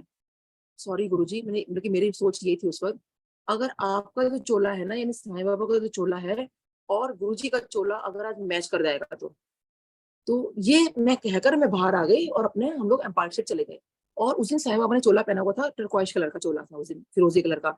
तो अब सोचिए कि जब मैं एम्पायर स्टेट पहुंची, वहां पे मैंने गुरुजी को देखा। अब बिलीव मी संगत जी कि जो चोला साईं बाबा ने पहना हुआ था, जो कलर पहना था 19-20 का फर्क नहीं था, सेम चोला गुरुजी ने पहना हुआ था उस दिन। और मैं देख के हैरान हो गई, और फिर भी देखिए कहते हैं ना ह्यूमन एरर है ये, मतलब मेरे अंदर तो बहुत ज्यादा है। और मैं क्या सोचती हूँ, अरे या तो कोइंसिडेंस हो गया इस बात का कि साईं बाबा का और गुरुजी का चोला मैच कर गया। अब नेक्स्ट वीक फिर जब मैं गई तो फिर वही मेरा, मैं तो मंदिर जा रही हूँ साईं बाबा के, फिर हम एम्पायर स्टेट चलेंगे। तो फिर हस्बैंड वही कि एक ही लाइट है, तेरे को कितना समझा चुका हूँ, फिर तेरे को पहले मंदिर जाना है। मैं कह रही भी साईं बाबा तो साईं बाबा, गुरु जी गुरु जी है। तो उस दिन मैं गई तो फिर मेरे मन में वही विचार कि साईं बाबा आज आपने जो चोला पहना, अगर आज गुरु जी ने सेम ही चोला पहना होगा ना, तो मैं मान लूंगी इस बात को। तो उस दिन साईं बाबा ने पहना हुआ था, ऑरेंज कलर का चोला पहना था, और उसपे कुछ सेल्फ बूटी, कुछ डिजाइन, कुछ तो छोटा छोटा कुछ था कुछ एक्चुअली। तो वो साटन का कपड़ा था, तो उसमें वो साईं बाबा को चोला पहनाया हुआ था उस दिन। अब मैं वहां मंदिर गई, अंपायर स्टेट गई, और संगत जी बिलीव मी, कोई फर्क नहीं कि 19-20 का फर्क हो थोड़ा बहुत भी, एग्जैक्टली सेम वही डिजाइन, वही सब कुछ, वही चोला गुरुजी ने पहना हुआ था। अब सोचिए कि इसके आगे मेरे गुरुजी और क्या मेरे को बता सकते हैं कि मतलब जो मेरे इफ एंड बर्ड्स चल रहे हैं। तो और उसके बाद जैसे मैं अपने ड्रीम से बहुत विश्वास करती हूँ, फिर रात को मुझे ड्रीम में गुरुजी और साईं बाबा दिखाई दिए कि दोनों ने व्हाइट चोला पहन रखा है। फिर ये बात हुई, उसके बाद मैं ये चीज किसी को बता रही थी, मतलब आई थिंक कहीं बताई होगी किसी संगत को मैंने कि मेरे को एक बार ऐसे ऐसे दिखाई दिया था, और जो गुरुजी हैं और साईं बाबा, कहीं ना कहीं मेरे को इफ एंड बट थोड़ा सा शायद फिर भी डाउट था। हालांकि उन्होंने फिर भी क्लियर कर दिया था, लेकिन पता नहीं, मतलब एक ह्यूमन नेचर होती है। तो उसके बाद क्या होता है कि जब मैंने किसी को ये सुनाया, और उसके बाद चलो बात आई गई होगी, फिर मेरे पास में मेरे एक संगत से कोई पेशेंट आए, उनका बेटा। तो जब ट्रीटमेंट के लिए आया तो मेरे को कहते हैं, आंटी मुझे ना एक बात बतानी है आपको गुरुजी के बारे में। तो मैंने कहा हाँ बताओ, क्योंकि जब भी कोई संगत आती है तो डेफिनेटली सत्संग तो हो ही जाता है पहले। तो कहते हैं, आंटी आपको पता है जो हमारे गुरुजी है ना, अ, वो जो है, नहीं इससे पहले से मैं बता रही थी आपको, वो बताती हूँ पहले, कि जब मेरे को ड्रीम आया, हाँ एक तो वो ड्रीम आया, फिर दूसरा ड्रीम मुझे क्या आता है कि मैं साईं बाबा, क्योंकि हमेशा मैंने भगवान को ना अपना बेस्ट फ्रेंड माना है, तो मैं साईं बाबा को जैसे मैं बेस्ट फ्रेंड मानती आई हूँ, तो मैं ड्रीम में तो साईं बाबा को कह रही हूँ कि साईं बाबा मैं ना शिरडी में आऊंगी, तो मेरे से मिलने आ जाना। तो वो बाबा कहते हैं कि अच्छा ठीक है, लेकिन वो नहीं आते, तो मैं कहती हूँ चलो मैं उनके पास चली जाती हूँ। तो मैं जब उनके पास जाती हूँ तो देखती हूँ बाबा की तबियत ठीक नहीं है। तो मैं कहती हूँ अच्छा बाबा से ना मैं ये पूछ लेती हूँ कि ये जो गुरुजी के पास मैं जाना शुरू हुई, गुरुजी है कौन। तो मैं साईं बाबा से ये पूछती हूँ कि साईं बाबा आप ये बताओ कि जो ये गुरुजी है ये है कौन, ये लाइक मतलब वाकई, क्योंकि देखिए ऐसा देखा हमारे इंडिया में बहुत सारे, आपको मालूम है कि किस तरह की चीजें होती है, तो थोड़ा सा कहीं वो भी दिमाग में मेरी बात बैठी हुई थी कहीं ना कहीं। तो तो साईं बाबा मुझे कहते हैं इन ड्रीम कि वो तेरे गुरुजी, कि तेरे को पता है कि तेरा तो कोई एक ऐसा अच्छा कर्म हो गया जो तू उनके दर्शन भी कर पाई है। ये साईं बाबा मुझे खुद साक्षात ये बोला, खुद दर्शन देकर, कि तेरे कोई ऐसा अच्छा कर्म हो गया तो जो तेरे को दर्शन तू कर पाई है। वो जो तेरे गुरुजी हैं वो मेरे से भी, यानी कि साईं बाबा से भी, कहते हैं मेरे से भी 42 बार्स ऊपर हैं। तो मैं सोचती हूँ 42 बार्स, मतलब साईं बाबा से भी 42 बार्स ऊपर हैं गुरुजी। तो खैर एनीवे मेरा ड्रीम, मतलब मैं सुबह उठी तो मेरे को बड़ा समझ नहीं आया, मेरे को 42 बार्स का क्या मतलब हुआ। लेकिन अगर हम कोई 42 बार्स अगर ऐसे करके वो बोल रहे हैं, अगर हम कुछ ऐसे भी कुछ करें 42, तो सोचिए 1 से लेके 42 तक तो बहुत ऊंचाई मतलब हो जाती है ना। तो सोचिए कि यानी साईं बाबा अगर मतलब जहां पर भी हैं तो उनसे वो गुरुजी हमारे 42 बार्स अबव है। और आपको पता है स्पिरिचुअल लेवल में 42 बार्स बहुत होना बहुत बड़ी बात होती है। तो अब ये बात मैंने बतानी शुरू की लोगों को, मतलब कि ऐसे ऐसी बात है ऐसे करके। तो खैर में कुछ कहीं जवाब नहीं मिल रहा था अभी, सब क्या मतलब हो सकता है कि 42 बार्स का क्या मतलब है। खैर एनीवे कुछ संगत को मैंने बताया उस टाइम, क्योंकि सत्संग तो बहुत ज्यादा हम शेयर करते नहीं थे। तो अब मेरे पास वो जो उनका बता रही थी, मेरे पास जो पेशेंट आए, उनका जो मैं ट्रीटमेंट करने लगी थी, उनका जो बेटा है मेरे को कहता है कि आंटी मुझे ना आपको एक ड्रीम शेयर करना है और मुझे कुछ बात बतानी है आपको। तो मैंने कहा हाँ बताओ। अब उसको कुछ नहीं पता इस बारे में, और आपको कहता है कि आपको पता है जो साईं बाबा से जो मतलब गुरुजी है ना हमारे, वो साईं बाबा से 42 योजन ऊपर है। तो मेरे को एकदम से लगा, मैंने कहा 42 योजन ऊपर है, मतलब मैं भी ऐसे, मैं अपने सामान तैयार कर रही थी उनको, वो जो भी उन्हें ट्रीटमेंट करना था, और उनका 42 योजन ऊपर है। तो एकदम से मुझे क्लिक तो किया अपने वाली बात को। तो वो he was trying to convince me कि आंटी आपको पता नहीं है, एक ना कोई डॉक्टर है हमारी संगत के, और उनको भी ड्रीम आया है। मतलब वो मेरे को बताना चाह रहा था बच्चा कि मैं गलत नहीं कह रहा हूँ, क्योंकि किसी को ड्रीम आ चुका है कि मैंने कहा क्या ड्रीम आया, क्या मतलब क्या क्या सुना आपने? कहता है कोई एक संगति को डॉक्टर है और उनको ये दिखाई दिया कि जो साईं बाबा से वो 42 बार ऊपर है हमारे गुरुजी। और आंटी मेरे को भी ये चीज दिखाई बताई है कि जो गुरुजी है वो 42 योजन ऊपर है। तो आंटी बार का मतलब आई थिंक ये होगा ना, योजन। तो मैंने इनको, कहते हैं आपको आंटी को एक संगत में डॉक्टर है उनको आया है। मैं कहा किसको? कहते आंटी वो मैं नहीं जानता। और अब सोचिए कि वो मुझे आगे बता रहा है और मैंने कहा एक्चुअली वो डॉक्टर मैं ही हूँ। और सोचिए उसको काउंटर कंफर्म किया 42 योजन का, मुझे बता दिया हिंदी में, उसको बता दिया इंग्लिश में। योजन का मतलब सोचिए, आपको पता है एक योजन में कितना ज्यादा होता है? 100 योजन तो सोचिए। और हनुमान जी ने लंका पार कर ली थी, तो सोचिए 42 योजन, सोच सकते हैं कितना ज्यादा डिस्टेंस है, कितना मतलब हमारे गुरु जी कहाँ पर है। तो कैसे गुरु जी हर बात का काउंटर कंफर्म कराते हैं। ऐसे ही मैं जैसे होता है ना, हम बचपन से भगवानों को मानते आए हैं, तो हमारी लाइफ में कोई माता रानी हो जाती है, कभी हनुमान जी, कभी डिफरेंट डिफरेंट हो जाता है ना। मतलब मुझे ऐसा लगता है जैसे हमारी हर क्लास में जैसे टीचर होती है, तो ऐसे शायद जो हमारे देवी देवता हमारी लाइफ में आए, तो ये वही बनकर आए। तो ऐसे ही मेरा माता रानी से बहुत लगाव। और नवरात्रों की पूजा करना, ये सब कुछ सब कुछ ऐसे करके। और जब से मैं गुरु जी के पास जाना शुरू किया ना, तो मेरा ना मंदिर जाना छूट गया, क्योंकि हमारा रूटीन था कि हमने माँ काली के मंदिर हमेशा जाना ही जाना है, चाहे कुछ भी हो जाए। तो अब मेरा मंदिर जाना छूट गया, क्योंकि हम लोग गुरुजी के यहाँ जाने लगे। कभी जाते थे, कभी नहीं, ऐसे जाया करते थे, ऐसा होने लगा। अब उसके बाद एक दिन मुझे ड्रीम आता है कि मुझे गुरुजी का सत्संग करवाना है। तो मैं देखती हूँ कि जहां मैं गुरुजी का स्वरूप रखना था मुझे, वो माता रानी की कोई मूर्ति बन जाती है। तो मैं कहती हूँ ये माता रानी की मूर्ति कैसे बन गई? तो मैं ना डर जाती हूँ एकदम से कि माता रानी मुझे कह रही है कि तू, अच्छा तू गुरुजी के चक्कर में तो मुझे भूल गई है। और क्योंकि ऐसे कैसे हो सकता है कि जो गुरुजी का मेरे कुछ रखना था, तो यहाँ माता रानी कैसे आ गई? फिर मैं देखती हूँ कि सोचिए गुरुजी की वजह से मुझे खुद माता रानी मतलब ये बताने आए, साईं बाबा बताने आए, साक्षात दर्शन दिए साईं बाबा ने। अब तीनों माता रानी सोचिए, तीनों के तीनों, माँ काली, माँ सरस्वती, माँ वैष्णो, माँ लक्ष्मी, तीनों के तीनों माताएं मेरे सामने खड़ी हैं। और मैं बता नहीं सकती, वो जो ड्रीम था मेरा, तीनों की तीनों मेरे सामने खड़ी हैं। कुछ यज्ञ चल रहा है और कुछ पूजा पाठ चल रही है, तो उसमें फिर संगत जो है माथा टेक रही है, कुछ मतलब से पूजा पाठ में हम लोग टेकते हैं, मेरी टर्न आती है। और वो तीनों जो माता रानी है, वो तीनों की तीनों एक हो जाती हैं। वो शक्ति सोचिए एक हो गई। आप सब जानते हैं कि वो शक्ति क्या चीज है ना? वो शक्ति वो एक हो जाती है।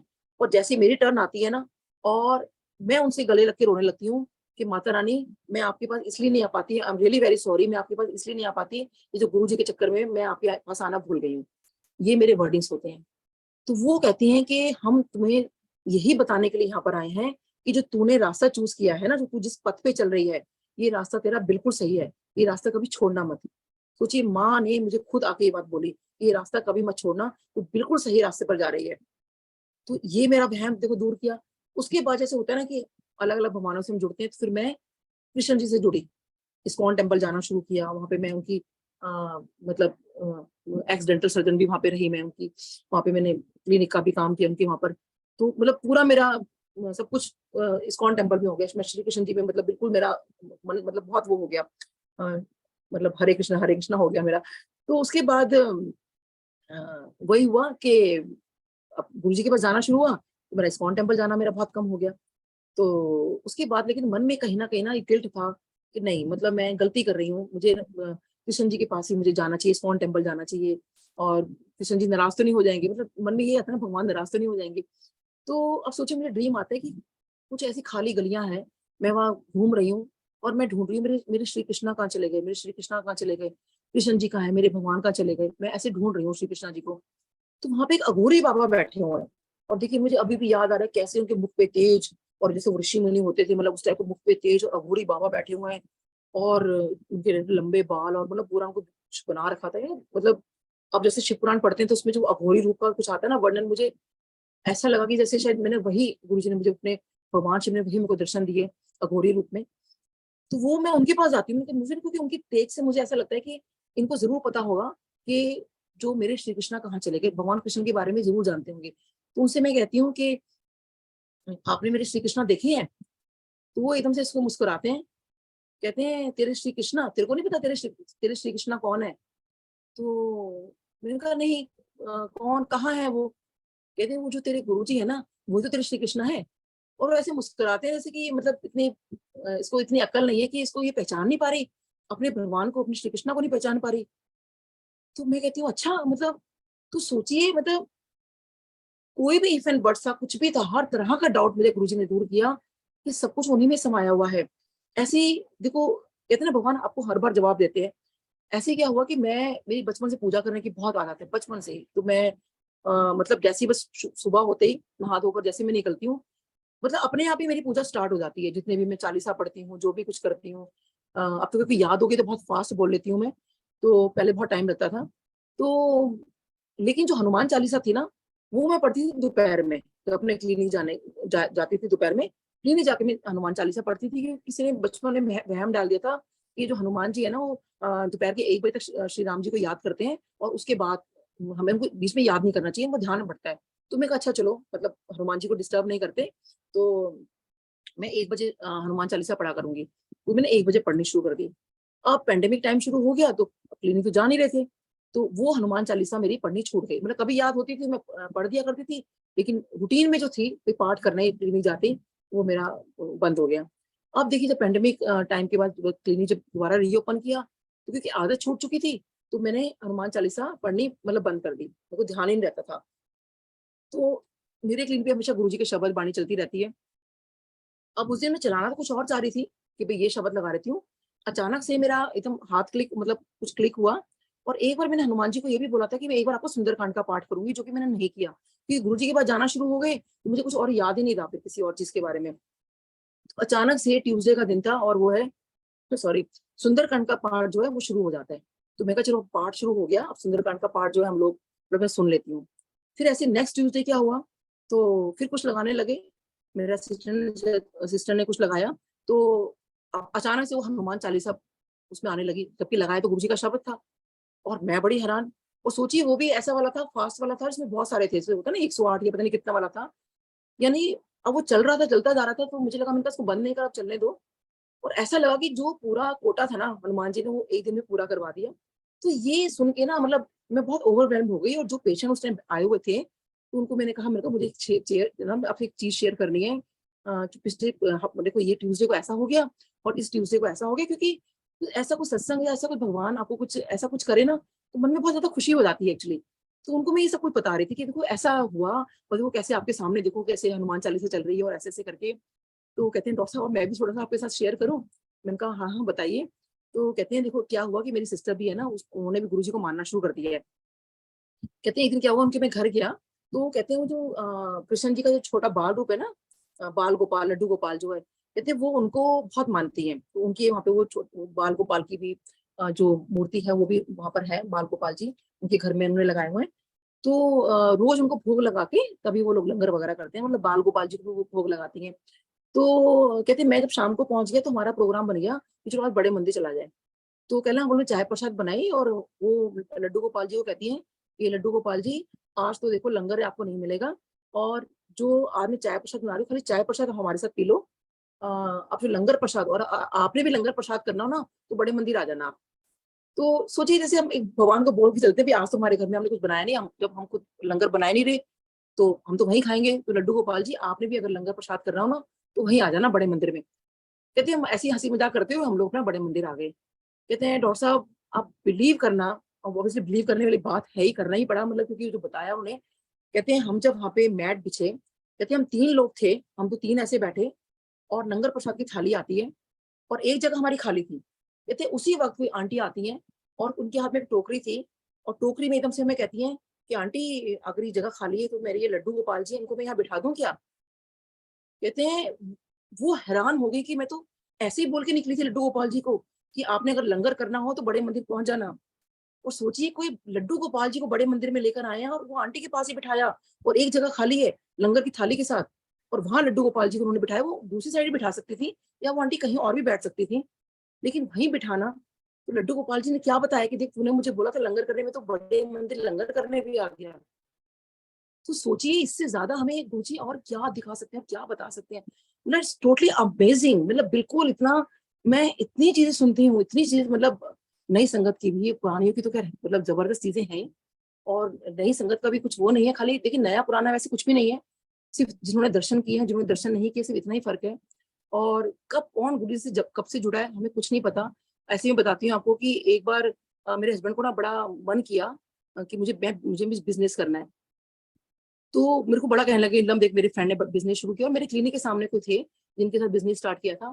तो कहने लगे, "नीलम देख, उसको कितनी अच्छी कमाई हो रही है, तो देख मतलब बिजनेस कर लेते हैं इसके साथ"। मैंने कहा, "मेरे से मत पूछो, आज जब गुरुजी के पास जाओगे ना, गुरुजी से पूछ लेना कि मैं बिजनेस करूँ कि नहीं करूँ"। तो उन्होंने कहा, "हाँ ठीक है, तो मैं गुरुजी से पूछ कर आता हूँ"।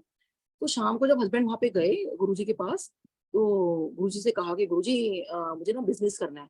तो अब गुरुजी आराम से बैठे हुए अपनी गद्दी पे आराम से, और जैसे ही हस्बैंड ने ये बात बोली कि मुझे बिज़नेस करना है, तो एकदम गुरुजी आगे आए और बड़ी गुस्से में मेरे हस्बैंड को बोला कि मैं तेनू डॉक्टर बनाया, तू बिज़नेस करेगा? कि लोकी वेखी एनू, मैं एनू डॉक्टर बनाया, ये बिज़नेस करेगा, तू बिज़नेस करेगा। मतलब मैं तो गुस्से में इतना बोल नहीं पा रही हूँ। गुरुजी ने बड़ी कस के डाँट लगाई मेरे हस्बैंड को कि तू बिज़नेस करेगा? तो हस्बैंड तो आ गए, मेरे को बताया कि मेरे को तो डाँट पड़ गई कि मैं तेनू डॉक्टर बनाया। अब आके बात बात ये थी कि कहने लगे, "ना मैं डॉक्टर तो मैं खुद बनाऊँ, गुरुजी ने बनाया मतलब"। तो सोचिए, हस्बैंड ने एडमिशन लिया था 77 में, और ये बात गुरुजी बोल रहे हैं 2007 में, और सोचिए कितने साल बाद। तो ह बनाने वाले कौन? गुरुजी। तो हम कौन है? हम खुद कुछ नहीं बन रहे। लेकिन गुरुजी इसका मतलब हमारे साथ शुरू से थे। उनको, क्योंकि जब जब उनका कोशिश शुरू हुई थी, उससे पहले भी हमारे साथ ही थे। लेकिन डॉक्टर बनाने वाले मेरे हस्बैंड को गुरुजी ने खुद ये बात बोली। तो सोचिए इससे बड़ी क्या बात होगी कि रब ने खुद बोला, और कि भई साफ क्लियर था कि वो बिज़नेस नहीं करना, और देखिए वही हुआ कि उनका भी बहुत ज़्यादा लॉस हुआ। उनके जो फ्रेंड का था, वो पैसे लेके भाग गया और बड़ी मुश्किल से उन्होंने पैसे निकाले, व्हाटएवर जो भी था, लेकिन बहुत लॉस हुआ। तो गुरुजी को सब कुछ पता है ना, वो जान है, सब कुछ जानते हैं आपके बारे में। तो हमें कुछ इफ़ एंड बट करने ही नहीं है। उनके चरणों में सब कुछ समर्पित कर दो, सब कुछ अर्पण कर दो।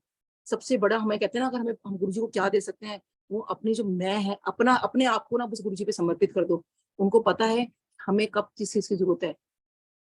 जब उन्होंने हमें इस दुनिया में भेजा है, तो कुछ सोच के ही भेजा है ना, कि उन्हें हमारे 90% तो कर्म खुद काट दिए, 10% तो हमें काटने हैं ना।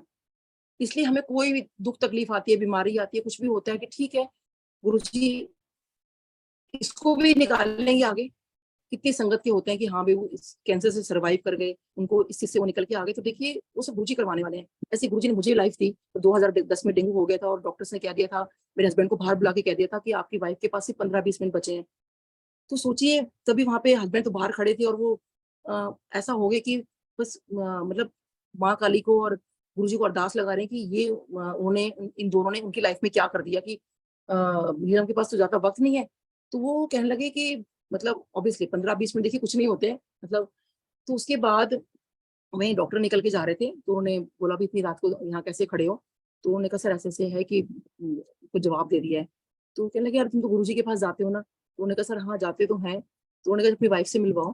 तो वो अंदर आते हैं, वो डॉक्टर अंदर आए, और अंदर आके कहते हैं कि आपको कैसा लग रहा है? तब तक मेरे को थोड़ी बहुत दवाइयाँ मिल गई थी, तो थोड़ा मेरा पेट दर्द कम हो रहा था, तो मैंने कहा, "हाँ।" है तो लंबा सत्संग, तो कट शॉर्ट करके मैं सुना रही हूँ। तो मैंने कहा, "हाँ सर, मुझे ठीक लग रहा है।" कहते हैं, "बोलो जय गुरुजी।" मैंने कहा, "जय गुरुजी।" तो कहते हैं, "आप हो गए बिल्कुल ठीक।" तो सोचिए उस जय गुरुजी बोलने में कितनी ताकत थी कि आज मैं आप सबके सामने सत्संग शेयर कर पा रही हूँ। तो और तब तो इतना हम जय गुरुजी बोला भी नहीं करते थे।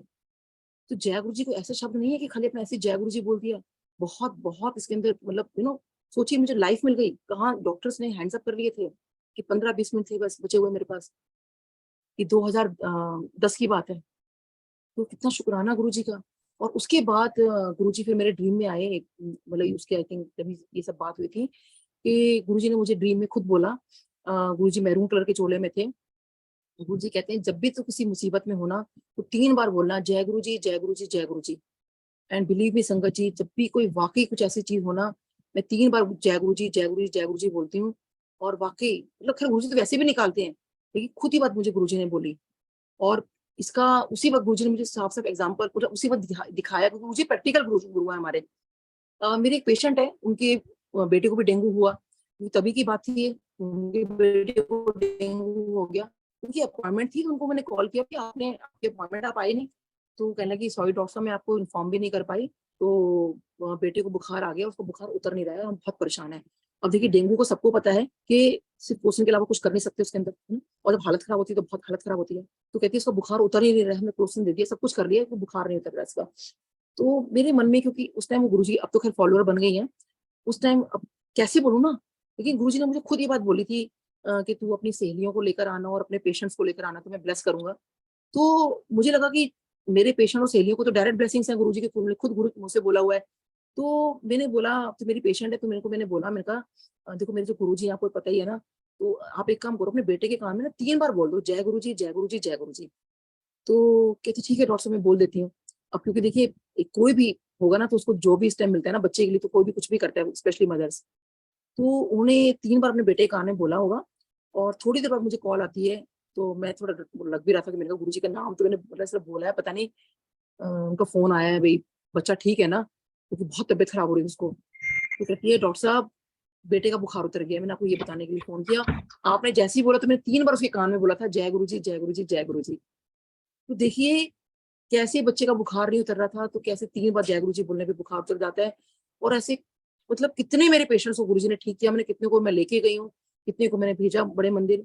और जो जो भी वहां पर गया है, तो डेफिनेटली गुरुजी ने सबको बहुत बहुत ब्लेसिंग दी, और सबका बहुत उद्धार किया। बहुत बहुत गुरुजी शुक्राना आपका। और अंकल इसी के साथ ही जय गुरु जी, जय गुरु जी, जय गुरु जी। जय गुरु जी, जय गुरु जी, जय गुरु जी। आंटी बहुत ब्लिसफुल डिवाइन संगत शेयरिंग आपने की है। मन तो नहीं करता कि संगत का कि संगत सुनने से उठे हम, फिर भी समय की मर्यादा को देखते हुए और सबके हाँ शेड्यूल जी, हाँ को जी। देखते हुए आने वाले दिनों में आपका फिर स्वागत है संगत शेयरिंग के लिए। शुक्राना गुरु जी महाराज का। जय, थैंक यू अंकल, जय गुरु जी। जय गुरु जी। अब संगत परिवार से रिक्वेस्ट करूंगा, अब हम सब गुरु जी महाराज से आज्ञा लेंगे।